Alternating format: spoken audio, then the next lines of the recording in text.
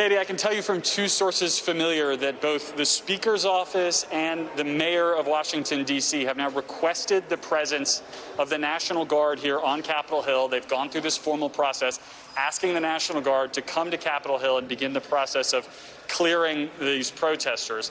One of these sources familiar tells me that the hang-up right now is at the Department of Defense level, that essentially, because this involves a change of mission for the D.C. National Guard and what they were specifically asked to do when they were called up today, this has to be run up the chain of command at the Defense Department.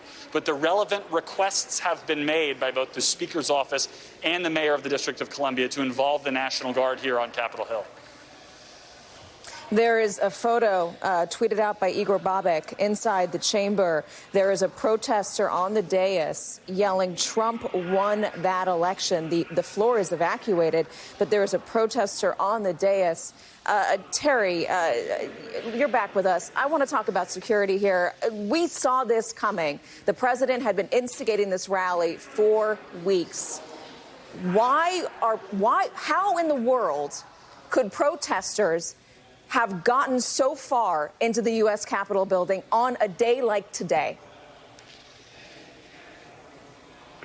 There's a terrible failure someplace. This should never have happened. Not every window in the Capitol is secure from being routinely broken, especially like on the West Front terrace. There's the chamber windows. So if they got through those windows, or I would not have thought that they could get through any of the doors on that second level where we've seen protesters. And I do not understand why a group of officers, both from the Capitol Police and the Metropolitan Police Department, have not retaken those balconies. And now, as having Garrett said that, was just reporting. Go ahead. I'm sorry to interrupting. I was just going to say, as a rule, you don't want to fight over physical damage, but this is well beyond that they've compromised and have people walking in that building, and as you said, have not gone through magnetometers. The first priority right now of the United States Capitol Police needs to own the inside of that building. Until they own the inside of the building, we are in a precarious, terrible, dangerous situation. Are you confident that the members inside that building, the people inside that building right now, are safe? Are there enough officers inside that building to keep them safe? Well, that's why the shelter-in-place order is going out, so that everybody who can get to one of their, either in their office buildings or in secured doors, offices inside the Capitol. But I cannot sit here and say that the windows couldn't be broken into that. And we had not experienced this type of breach in the past. We've exercised a lot of things, but not where 10,000 people could storm the building and we'd lose the exterior of the building. I do not have an explanation of why that happened. There's going to be a lot of examinations going on, but I'd hold off right now. The chief and the sergeant of arms obviously need to retake the interior of that building. How do you do that? Katie, let me just ask Jerry. You do it by a lot of personnel. Terry, let me just interject one thing that we've just seen from Josh Letterman, our correspondent outside, that a while ago he saw, about 15 minutes ago, a caravan of MPD Metropolitan Police vehicles showing up and officers in riot gear entering the Capitol. I saw some of them also entering up that East Front. So it appears that perhaps, Terry, they are planning to try to clear the area and try to take people into custody. Right, and the Capitol Police does have a very active, well-trained SWAT unit that works with the Metropolitan Police. But well, listen, it would just appear on first blush that they've initially have been outnumbered and lost control of the building.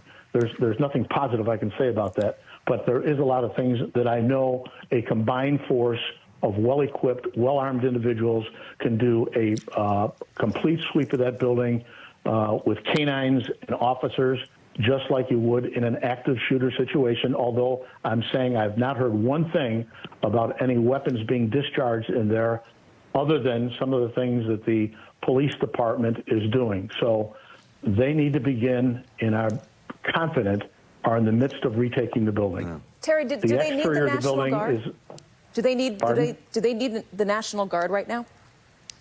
They need more personnel, and if D.C. is tied up doing what D.C. needs to do to prevent whatever was going on downtown, I would think at this moment the National Guard to take control of the east and west front would be helpful to calming the situation. How quickly could they get there? Well, like you said, the ones that are deployed have to wait for further orders. So we've all been pretty temperamental, given what the president and the attorney general did on the Lafayette side of the White House to want to make sure everybody has clear orders. So I would also hope people are considering the FBI and the Secret Service. They each have large units, whether it's the hostage rescue team or the specialty units of the Secret Service. I would imagine the conversations are being had to bring in other law enforcement officers from the surrounding area to help with the Capitol situation. Well, the National Guard was stood up by the mayor for this very day, so they are logistically they are nearby. But it wasn't for this, and as you heard here, yeah, go ahead, Terrence. Their mission was limited, and they're not in a law enforcement. They are in a support position where strength and numbers can help out. I think we need to give the Capitol Police and their partners a little bit of time to gain control. I know when I was up there, sometimes the message traffic between members and staff who are not used to experience this. Some of the first reports are not entirely accurate. I am getting some reports that there was some CS used in the Capitol. They may have used some what we call sting balls or something to try to